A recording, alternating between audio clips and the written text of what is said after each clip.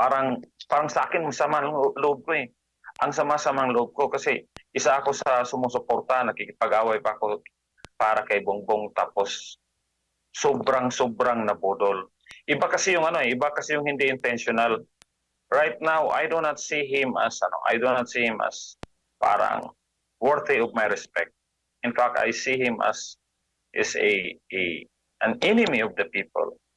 Kasi hindi na siya nakikinig. And the worst, yung mga tao pa niya ang ginagawa ng gobyerno natin ngayon is totally ignoring public service. Ang ginagawa nila ngayon, nakaw dito, nakaw sa kaliwa, nakaw sa kanan. Parang wala tayong gobyerno sa ngayon.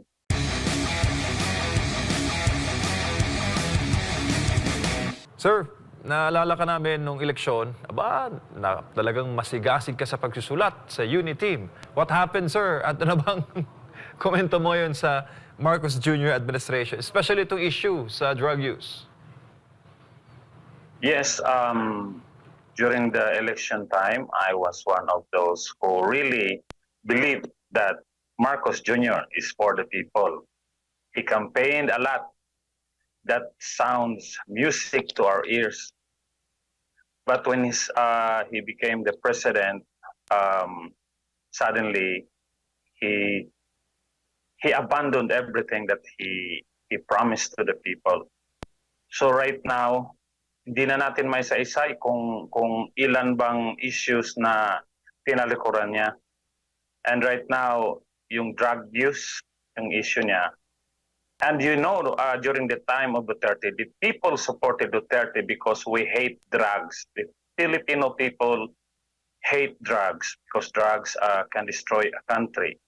And now we have a president that he himself has been accused and alleged na user siya. And he seems to be ignoring the clamor of the people. Sabi nga, wala siyang moral ascendancy until he convinced the people that he's not a drug user.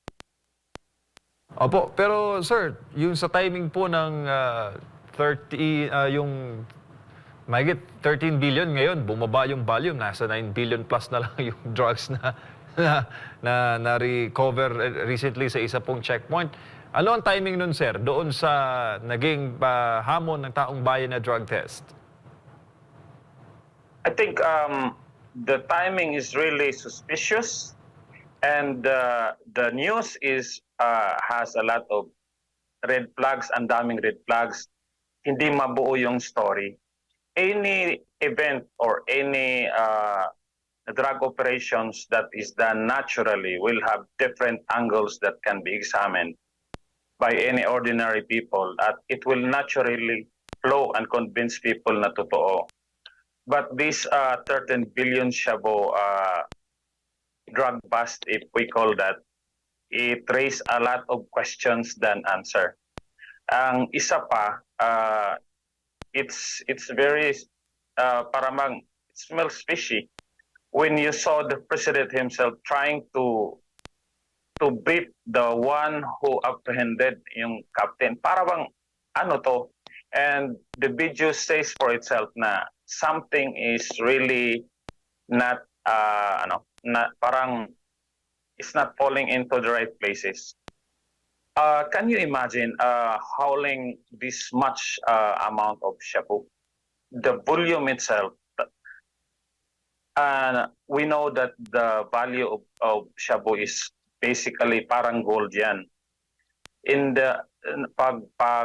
Kahit 1 kilo lang, if you let it, if you allow it to be handled by criminals or the users, it will be treated like gold. Kasi nga user sila. Then ito, 13 billion, isa lang yung handler. It's very unbelievable. Kaya nga, yun ang pinag-usapan ngayon sa social media na para ang daming red flags. Tapos the timing is very suspicious. So instead of giving the administration a thumbs up, it brings more suspicion. It brings more doubt. It brings more parang walang pagtitiwala ng tao sa administration because the event itself are suspicious and many people are believe that this is a stage or para kumbaga drama lang to shift the focus of the people from the real issue. Sir, sa inyo pong experience sa nakaraang administrasyon, meron po silang war against drugs and they're talking the language of those criminals. Gera nga eh. So ngayon sa Marcos administration, binanggit po mismo noon ni President Marcos Jr. na pwede naman palang ganito, makahuli tayo ng bilyon-bilyong pisong halaga ng illegal na droga na walang namatay, walang nagbuwis ng buhay, walang dumanak na dugo. What can you say about that, sir? Well, that's basically my point. It raises suspicion. Kasi nga, drugs yan, criminal activity yan. How come you get hold of that amount of illegal drugs with no resistance? Ano yan? If there's any the most dangerous kind of criminals, kung meron man, yun na ang mga drug dealer. They are armed to the teeth. They will fight for it because they know it's a very big business. Tapos, kaya mong kumuha ng 13 billion worth of it without resistance? Baka kinuha mo lang yun sa drawer tapos pinakita mo na, oh, ito, nakuha namin. And the fact that the person that was apprehended was not thoroughly given cross-examined or being fed to the media para sumagot ng mga kasagutan. Merong maraming red flags na bakit di mo ipa-interview ng todo-todo? Why not give the media the time to scrutinize to show that it was really a legitimate operation? So parang naging it backfired. I think as in my opinion, this is the basic example of how a government will try to lie, will try to manipulate opinion by staging an event. Although it's not proven yet, but the more they will not answer the questions of the people, the more it will convince the Filipino people that they are just messing with the Filipino people. Nanluloko lang sila. Yun ang perception ng mga tao sa ngayon. Sir Jun, do you think yung pahayag na yun ni Presidente BBM na hindi naman pala kailangan ng dahas para laban ng illegal na droga is a direct swipe against former President Duterte na talagang binuhos yung lakas at puwersa ng pamahalaan para labanan po ang drug menace? No amount of news, no amount of words can change or can convince the Filipino people na Duterte was less or not or Bongbong Marcos is better than Duterte. We the people, especially me from Cebu, I am a witness how President Duterte, ex-President Duterte wiped out the drug monies na kumbaga sa Bisaya, nalimpyo ang dalan, wala yung mga adik-adik. The drug lords were gone, yung mga adik criminality were completely, I think 98% na wala sila. Tapos during Marcos time, in less than a year, bumalik agad yung street selling ng shabu. Kahit ilang bisis pa magsalita si Bongbong o kahit ilang drug operations pa na kaduda-duda, no amount of PR against Duterte that can convince the people otherwise, because we the people believe that Duterte was serving the interest of the Filipino people, while Marcos, the reason why he is called Budol man, he is called Bangag and all other derogatory names is because hindi nagtugma yung sinasabi niya sa ginagawa niya. Right now, we do not see a president that works for the Filipino people. We do not see a president that think and feel the concerns of the Filipino people. We only see a president who works for the United States, whose objective is to bring a chaos in our country. Sir June, maayong gabi, si Admar po ito. Sir, bumaba po si dating Pangulong Rodrigo Duterte na may mataas na rating. Mas mataas kumpara doon sa pag-upo niya sa pwesto. At kung pagbabasehan mo yung mga nakalipas na mga presidente, iba yung trend nila. Mataas sa una, pagbaba nila, mababa rin yung kanilang rating. Iba itong si dating Pangulong Rodrigo Duterte. Ibig sabihin, kontento ang taong bayan sa kung ano ang klase ng kanyang pamamalakad, ano ang kanyang ginawang pamamahala sa ating bansa. Hindi pwedeng isantabi, hindi pwedeng kumbaga kutsain, considering satisfied ang nakararami sa ating mga kababayan. Kung pagbabatayan po yung mga survey, nakikita mo ba na parang binabaliwala ng kasalukuyang administrasyon yung naging inputs? Dahil alam mo naman dito sa Pilipinas po, pag hindi pangalan mo ang nakatatak, ay hindi ko pagpapatuloy ito.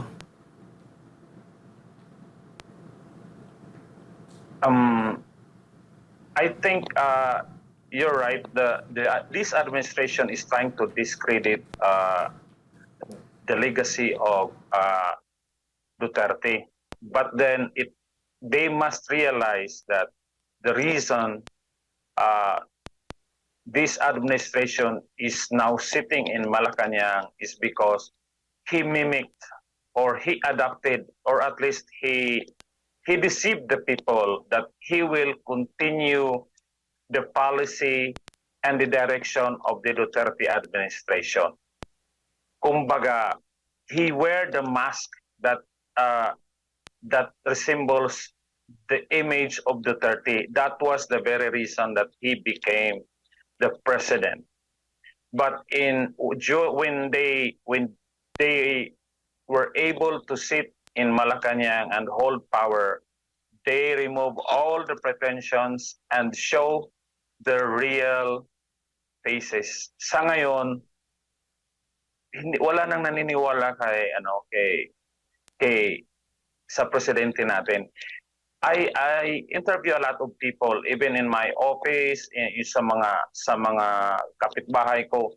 They no longer listen what the president says because they do not see a president per se.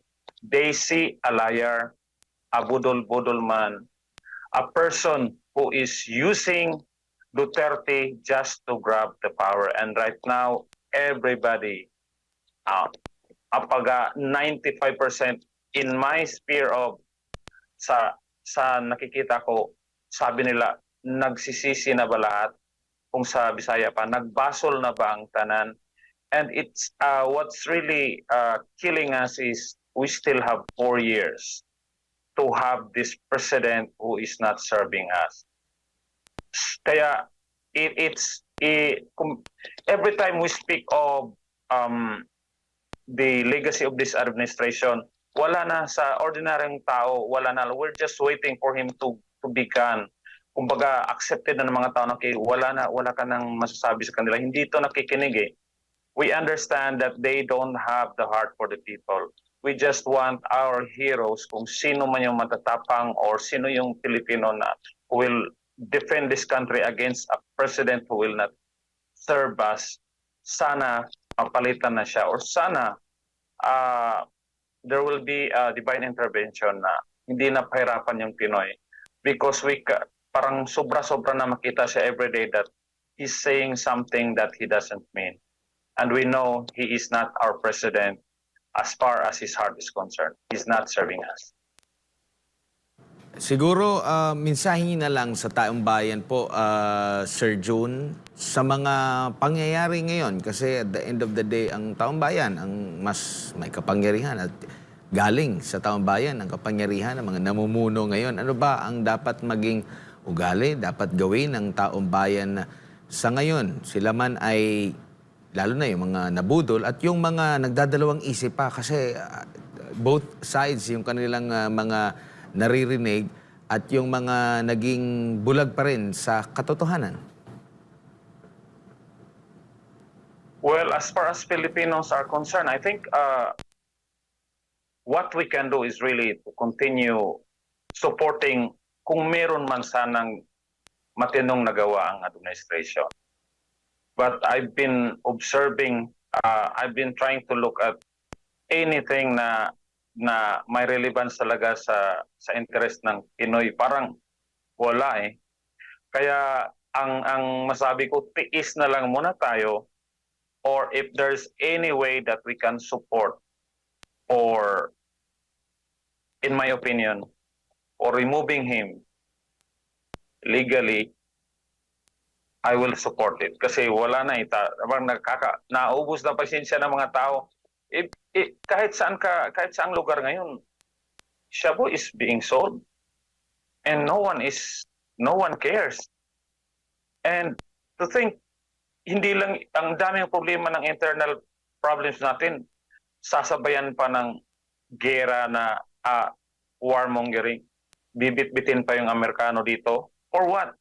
Imagine na nga tayo, hindi nga natin na solve yung internal problem natin, rebellion, tapos haharap tayo sa superpower. So I think I cannot give a good advice, or at least my message is parang sa akin masama ang loob ko eh. Ang sama-samang loob ko kasi isa ako sa sumusuporta, nakikipag-away pa ako para kay Bongbong, tapos sobrang nabudol. Iba kasi yung hindi intentional. Right now, I do not see him as parang worthy of my respect. In fact, I see him as an enemy of the people. Kasi hindi na siya nakikinig. And the worst, yung mga tao pa niya, ang ginagawa ng gobyerno natin ngayon is totally ignoring public service. Ang ginagawa nila ngayon, nakaw dito, nakaw sa kaliwa, nakaw sa kanan. Parang wala tayong gobyerno sa ngayon. Kaya nga, kung sinasabi na the power of the government is from the people, now, any president or any leader na hindi na mag-deserve, I think the people have the right to remove anyone who's not serving its interest. The Constitution may have mandated us that 6 years is 6 years, but at the end of the day, the will of the people is the supreme law.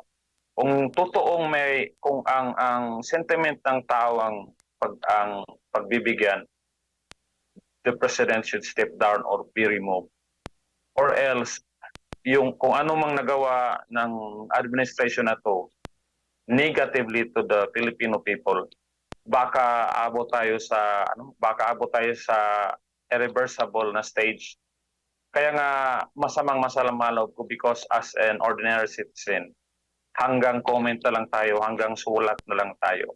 But at the end of the day, we saw the government's resources being stolen every day, being squandered for things that are not really for the Filipino people. Government resources are being spent para sa ibang interest, and it's hurting us, especially those who supported Bongbong Marcos to become the president. I thought he was our president. Now he's not my president. He is somebody else puppet. He is somebody else lapdog. Opo. Sir, maraming salamat po sa inyong panahon, and we commiserate to your side tonight. And maraming salamat po.